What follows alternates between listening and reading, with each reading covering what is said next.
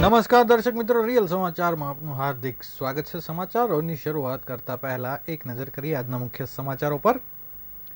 કોંગ્રેસના ઉમેદવાર નિલેશ કુંભાણીનું ફોર્મ ટેકેદારોને લઈ વિવાદમાં કાલે સવારે થશે નિર્ણય। સુરતમાં કાર્બાઇડથી કેરી પકવતા વેપારીઓને ત્યાં રેડ, 270 કિલોથી વધુ બગડી ગયેલા ફ્રૂટનો સ્થળ પર જ નાશ કરાયો। વીર નર્મદ યુનિવર્સિટીની કોલેજની પરીક્ષામાં ફરી મહિલા સ્કોડને લઈ વિવાદ। ઉધનામાં સરા જાહેર હત્યા કરનાર મુખ્ય આરોપી 9 દિવસે ઝડપાયો। અડાજણમાં દબાણ હટાવવા ગયેલી એસએમસીની ટીમે ફ્રૂટ વેચતી ગરીબ મહિલાઓને લાકડીથી ફટકારી। સુરતમાં નકલી વસ્તુઓથી સાથે નકલી અંડર કવર એજન્ટ પણ પકડાયો। સમાચારો વિગતવાર જોઈએ। સુરત લોકસભા બેઠકના કોંગ્રેસના ઉમેદવાર નિલેશ કુંભાણીનું ઉમેદવારી ફોર્મ રદ થવાના સમાચાર વહેતા થયા હતા। જો કે નિલેશ કુંભાણી તેમજ કોંગ્રેસ નેતાઓએ કહ્યું કે ફોર્મ રદ થયું નથી, પણ અમુક વાંધાઓ છે।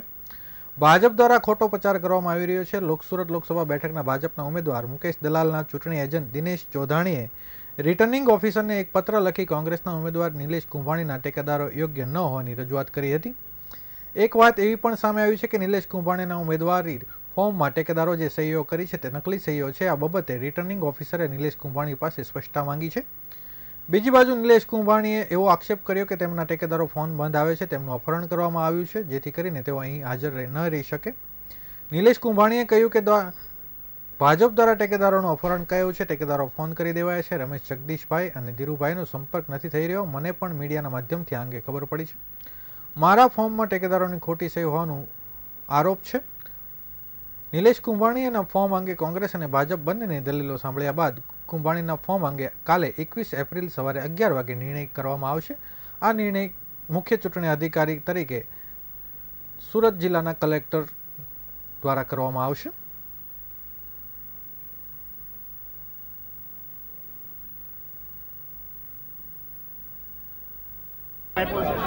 અગિયાર વાગ્યા સુધીમાં અમારા વકીલ દ્વારા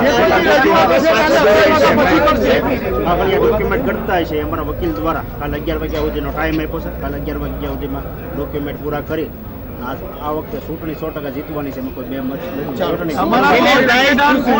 તમારા સાથે કોઈ રિશ્તેદારી ખરી? ઠેકેદારો બધા હતા ને ઠેકેદારો જે અત્યારે અપહરણ થયું છે એને ગમે એમ કરી તાત્કાલિક કોઈ ખરા? ઠેકેદારો જ્યાં હશે ત્યાંથી અહીં હાજર થઈ જાય છે। ઠેકેદાર કોણ છે તો કયો? તમારી સાથે સંપર્કમાં નથી, આજે રાત્રે સંપર્કમાં આવી જાય અને કાલે અહીંયા રજૂ થઈ જાય।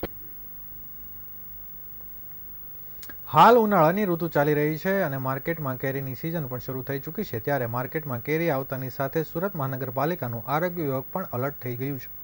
મનપાના આરોગ્ય વિભાગના ફૂડ સેફ્ટી અધિકારીઓ દ્વારા આજે મહાત્મા ગાંધી ફ્રૂટ માર્કેટમાં કેરીનું વેચાણ કરતા વેપારીઓને ત્યાં સરપ્રાઇઝ ચેકિંગ હાથ ધરવામાં આવ્યું હતું। આ દરમિયાન અધિકારીઓ દ્વારા કેરીને કાર્બાઇડથી પકવવામાં આવી રહી છે કે કેમ તે અંગે તપાસ કરવામાં આવી હતી। સાથે જ 270 કિલોથી વધુ બગડી ગયેલા ફ્રૂટનો સ્થળ પર જ નાશ કરવામાં આવ્યો હતો। હાલ ઉનાળા લઈ કેરીની સિઝન શરૂ થતાં સુરતમાં જુદા જુદા શહેરોની પ્રખ્યાત કેરીના વેચાણ માટે વેપારીઓ લાવી રહ્યા છે।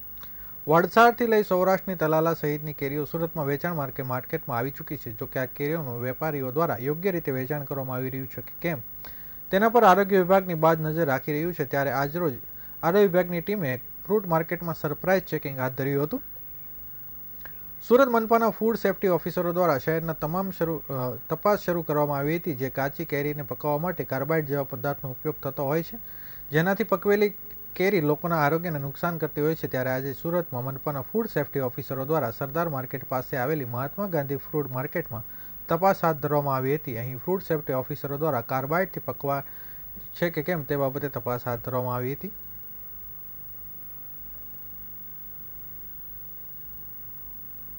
અત્યારે ઉનાળાની સિઝનમાં કાચી કેરીનું ખૂબ જ વેચાણ થતું હોય છે અને આ કેરી પકાવવા માટે ક્યાંય ને ક્યાંય કાર્બાઇડ અથવા રિથિલિન ટાઇપનિંગનો ઉપયોગ કરવામાં આવતો હોય છે।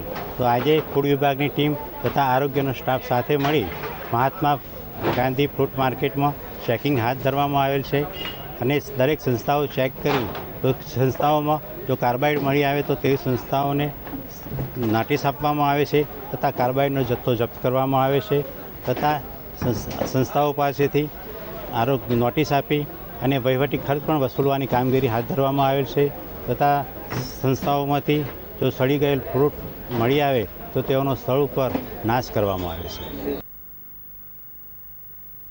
નર્મદ યુનિવર્સિટીએ કોલેજની પરીક્ષામાં તપાસ માટે નિમેલી મહિલા સ્કોડ દ્વારા પુરુષ વિદ્યાર્થીઓના કિસ્સામાં હાથ નાખીને કાપલી ચેક કરવાના વિવાદમાં ફેક્ટ કમિટીએ ગંભીર નોંધ લઈ વધુ સીસીટીવી ફૂટેજ રજૂ કરવા કોલેજને આદેશ કર્યા છે. પરીક્ષામાં એક દિવસ પહેલા સ્કોડની ટીમના જવાનો ઓર્ડર મળ્યો હતો, પરંતુ અમને કોઈ પણ એસઓપી અપાઈ ન હતી તેવો મહિલા સ્કોડ દ્વારા કહેવામાં આવ્યું છે, જેથી અમારે કંઈ પણ રીતે ચેક કરવાનું સહિતની બાબતો ખબર ન હતી. પરંતુ ભૂતકાળમાં અમારી કોલેજોમાં જે રીતે સ્કોડના સભ્યો વિદ્યાર્થીઓ અને વિદ્યાર્થીઓને ચેક કરતા હોય છે તે રીતે અમે પણ વિદ્યાર્થીઓ અને વિદ્યાર્થીઓને ચેક કર્યા હતા. અમે અમારી કામગીરીમાં એટલા વ્યસ્ત થઈ ગયા હતા કે અમને ખુદને ખબર ન પડી કે અમે બોયઝના ખિસ્સામાં હાથ નાખીએ છીએ. આજે પણ હું કહું છું કે અમે જાણી જોઈને આવું કર્યું નથી. વિદ્યાર્થીઓએ અમારી તપાસથી અપમાન જેવું અનુભવ્યું હોય તો અમે જાહેરમાં માફી માંગીએ છીએ. હવે અમને સ્કોડની ટીમમાં જવાનો ઓર્ડર મળશે તો હું જઈ શકીશ કે નહીં તે પણ એક પ્રશ્ન છે, એવું મહિલા સ્કોડના સભ્ય દ્વારા કહેવામાં આવ્યું હતું.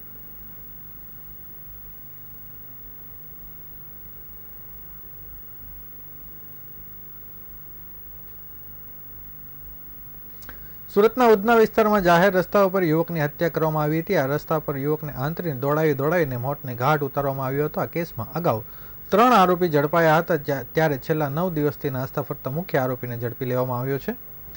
ઉધનામાં હત્યા કરનાર મુખ્ય આરોપી ભાઉસિંહ ઝડપાયો છે. ફિલ્મી ઢબે થયેલી ભજનસિંહની હત્યા મામલે વધુ એક સફળતા મળી છે. અંગત અદાવતમાં સમગ્ર હત્યાનો બનાવ સામે આવ્યો હતો.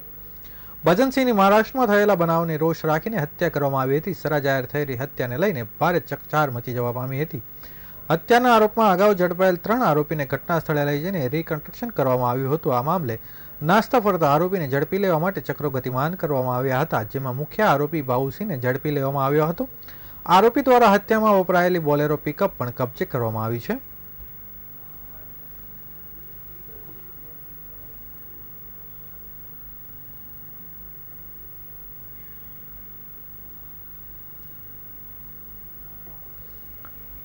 સુરતમાં ઝીરો રૂટ દબાણ નીતિનો અમલ કરવામાં આવી રહ્યો છે, ત્યારે રસ્તા પર શાકભાજીથી લઈને ફ્રૂટની લારીઓ ચલાવનાર સામે પાલિકા દ્વારા છાસવારે કામગીરી કરવામાં આવતી હોય છે, જેમાં આજે અડાજણ વિસ્તારમાં ફ્રૂટની લારીઓ ચલાવનાર સામે દબાણ શાખા દ્વારા કામગીરી કરવામાં આવી હતી. આ દરમિયાન મહિલા કર્મચારીઓ અને મહિલા વિક્રેતાઓને એકબીજા પર હુમલો કર્યો હતો, જેથી ઉશ્કેરાઈ પાલિકાની મહિલા ટીમ દ્વારા ફ્રૂટ વેચતી મહિલાઓને લાકડીથી ફટકારવામાં આવી હતી.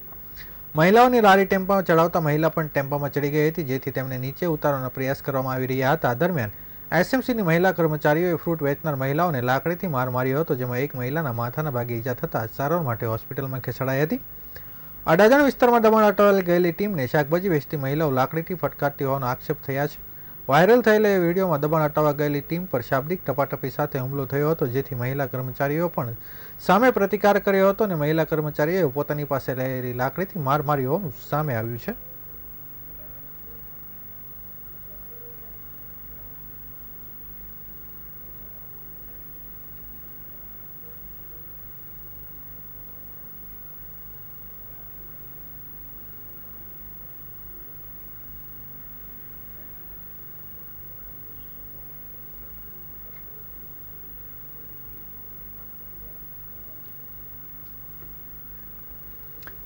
સુરત જાણે નકલી વસ્તુનું સુરત બન્યું હોય તે રીતે સુરતમાં નકલી ઘી, દૂધ, પનીર સહિતના ખાદ્ય પદાર્થો અનાવત ઝડપાતા હોય છે, ત્યારે આ વખતે એક નકલી અંડરકવર એજન્ટ ઝડપાયો છે. પોતાને અંડરકવર એજન્ટ ગણાવી ગાંધીનગરમાં અધિકારીઓ સાથે ઓળખવાનું કહેતા સરકારી કામમાં મદદ કરશે તેવો વિશ્વાસ અપાવતો હતો. જો કે G20નું ટેન્ડર નીકળ્યું છે તે જોઈતું હોય તો મદદ કરશે એમ કહીને હોટલ માલિક પાસેથી 28 લાખ પડાવી લીધા હતા.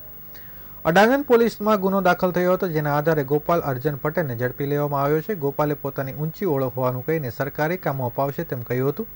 બાદમાં ટુકડે રૂપિયા લઈને પરત કરી દેતો હતો. આ રીતે વિશ્વાસ સંપાદિત કર્યા બાદ G20ના ટેન્ડર માટે હોટલ માલિક પાસે 28 લાખ રૂપિયા લીધા હતા. બાદમાં આ રૂપિયા ચાઉ કરી ગયો હતો.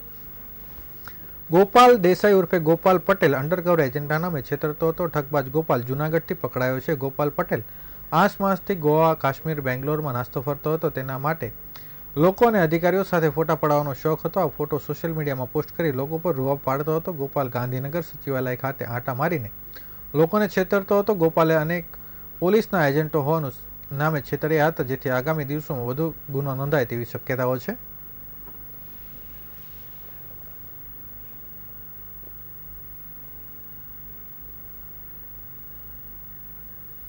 કતારગામ શ્યામ માર્બલની ગલીમાં ભાડાની દુકાનમાં એચ માર્કેટિંગ ફ્રેન્ચાઇઝીની આડમાં વાસ્તુયંત્રના નામે ઓનલાઈન જુગાર ચાલતો હોવાની માહિતીના આધારે પીસીબીના સ્ટાફે 18મી તારીખે રાત્રે રેડ કરી હતી અને 10 જુગારીઓને પકડી પાડ્યા હતા.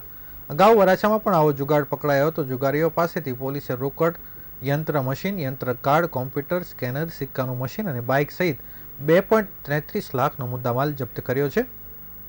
દુકાનમાં વાસ્તુયંત્ર વેચાણના નામે દર 5 મિનિટે લકી ડ્રો નામે ઓનલાઈન જુગાર ચાલતો હતો. જુગાર રમાડનાર 2 ઓપરેટર પણ રાખેલા હતા. ઓનલાઈન જુગાર રમાડતા સહદેવસિંહ મનુભાઈ સિંઘવ અને યુવરાજને વોન્ટેડ જાહેર કર્યા છે. ઓનલાઈન જુગારમાં અર્જુન ઘનશ્યામ મોરી, નરેશ જયંતિ પરમાર, કાંતિ રામજી નાગર, અશ્વિન સગન સાવલિયા, નરેશ પૂના રાઠોડ, ભરત જોધારામ ઘાંચી, અનિલ જીરા પરમાર, શરવન લુનારામ ગોહિલ, હિમાચલ રામ બહાદુર થાપા અને લાલજી શ્યામલાલ યાદવની સામે જુગાર ધામની કલમની હેઠળ ગુનો નોંધી ધરપકડ કરી આગળની કાર્યવાહી હાથ ધરી છે.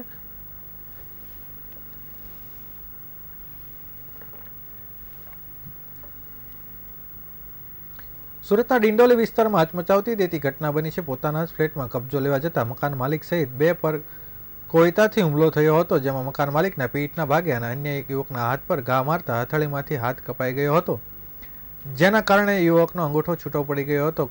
કોયતો લઈને પાછળ દોડતો ભાડુઆત સીસીટીવીમાં કેદ થઈ જવા પામ્યો છે.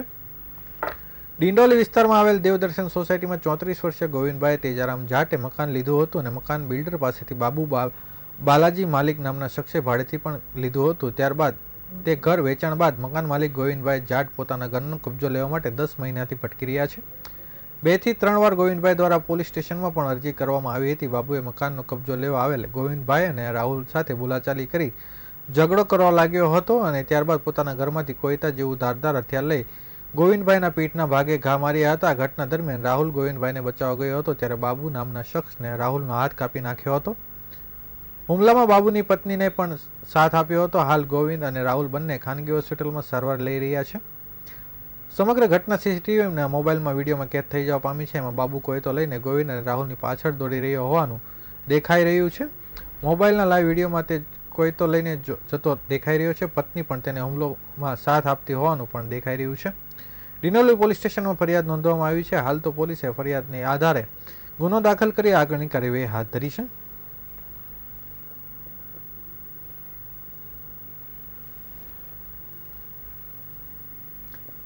એક અગ્રેસર તબીબી પ્રક્રિયાના કારણે 84 વર્ષના પુરુષના દર્દીના મૂત્રભાગની ગંભીર સ્ટ્રક્ચરનું સંપૂર્ણ નિરાકરણ લાવવામાં આવ્યું છે, જે યુરોલોજીકલ ક્ષેત્રમાં એક મહત્વપૂર્ણ ચિહ્નરૂપ છે. આંતરરાષ્ટ્રીય ખ્યાતિ પ્રાપ્ત યુરોલોજિસ્ટ ડોક્ટર સુબોધ કામલે દ્વારા આ એક નોંધપાત્ર તબીબી સિદ્ધિ છે. દર્દી જે રીતે નિયમિત મૂત્રમાર્ગ વિસ્તરણ અને અસફળ વિઝ્યુઅલ ઇન્ટરનલ યુરોથ્રોટોમી સર્જરીમાંથી પસાર થવા છતાં પેશાબ કરવામાં કમજોર મુશ્કેલીઓ અનુભવી રહ્યા હતા. તેણે વેસુ વીઆઈપી રોડ પર સ્થિત પ્રિશ મલ્ટી સ્પેશિયાલિસ્ટ હોસ્પિટલ અને સેન્ટર ફોર યુરોકેર કિડની અને પ્રોસ્ટેટ ખાતે ground breaking drug coated balloon urotherapy કરવામાં આવ્યું હતું. જાણીતા યુરોલોજિસ્ટ ડોક્ટર સુબોધ કામલેને ડ્રગ્સ કોટેડ બલૂન યુરોથેરાપિસ્ટ નામની અતિ આધુનિક ટેકનોલોજીનો ઉપયોગ કરીને 84 વર્ષ પુરુષની દર્દીથી સફળતાપૂર્વક સારવાર કરી છે. આ નવીન પ્રક્રિયામાં મૂત્રમાર્ગના સાંકડા ભાગને ફેલાવવા માટે દવા સાથે કોટેડ વિશિષ્ટ બલૂનનો ઉપયોગ કરવામાં આવે છે. ઉપચારને પ્રોત્સાહન આપે છે અને પુનરાવર્તિત જોખમ ઘટાડે છે. આ કેસમાં મુખ્ય યુરોલોજિસ્ટ ડોક્ટર સુબોધ કામલે પ્રક્રિયાના પરિણામ પ્રત્યે તેમના સંતોષ વ્યક્ત કરવા જણાવ્યું હતું કે અમારા દર્દીને આ અદ્યતન સારવાર વિકલ્પ પૂરો પાડવા અને તેની સ્થિતિમાં નોંધપાત્ર સુધારવાના સાક્ષી બનાવવા માટે અમે રોમાંચિત છીએ. આ કિસ્સામાં ડ્રગ્સ કોટેન બલૂન યુરોથેરાપિસ્ટની સફળતા યુરેથ્રલ સ્ટ્રક્ચર્સના સંચાલન માટે નવી શક્યતાઓ ખોલે છે. આ ખાસ કરીને દર્દીઓના જ્યાં પરંપરાગત સર્જિકલ હસ્તક્ષેપ વધુ જોખમ ઊભું કરી શકે છે અને ડ્રગ્સ કોટેડ બલૂન યુરોથેરાપિસ્ટની સંભવિતતાને આ નવીન સારવાર બાદ દર્દીના યુરોલોજિસ્ટ સ્વાસ્થ્ય અને જીવનની ગુણવત્તામાં નોંધપાત્ર સુધારો જોવા માટે રોમાંચિત છીએ. सुबोध कामले है. मैं एक यूरोलॉजिस्ट, यूरो ऑन्को सर्जन और रोबोटिक सर्जन हूँ. मैंने एक अनोखी सर्जरी की, उसको ड्रग कोटेड बलून यूरेथ्रोप्लास्टी बोलते हैं और ये इंडिया में मेरे सिवा कोई नहीं करता है, क्योंकि यूके में हम लोग ये सर्जरी करते थे, लेकिन वो जो बलून वहाँ पे यूज़ होता है वो इंडिया में मिलता नहीं है. तो मैंने मेरे हिसाब से यहाँ पे एक कंपनी के साथ बनवा के लिया है. तो पेशेंट सूरत के ही थे, जो 84 ईयर ओल्ड जेंटलमैन है. इनको यूरेथ्रल स्ट्रक्चर का प्रॉब्लम था, जो कि बहुत ही जटिल प्रॉब्लम था। उनको बार-बार मूत्र नलिका सिकुड़ने की वजह से उसको चौड़ा करना पड़ता था। और वो क्योंकि वो यूएसए माइग्रेट होने वाले थे, तो उनकी दिक्कतें बढ़ने वाली थी वहाँ पे। उनके पास मेडिकल इंश्योरेंस नहीं रहने वाला था और ये प्रॉब्लम्स के साथ उनको जाना था। तो ये अनोखी सर्जरी जो मैंने की, उसकी वजह से उनका यूरेथ्रा, जो मूत्र नलिका, एकदम क्लियर हो गई। हमने वापस एक कैमरा टेस्ट डाल के, जिसको फ्लेक्सिबल सिस्टोस्कोपी बोलते हैं, वो डाल के मैंने चेक भी किया था अभी 1 7-8 महीने बाद, और एकदम क्लियर। जो स्ट्रक्चर था उसका कहीं नामो निशान भी नहीं, तो एकदम परफेक्टली फाइन होके वो जा रहे हैं। આ હતા અત્યાર સુધીના રિયલ સમાચાર. નવા સમાચાર સાથે ફરીથી મળીશું. ત્યાં સુધી રજા આપશો. નમસ્કાર.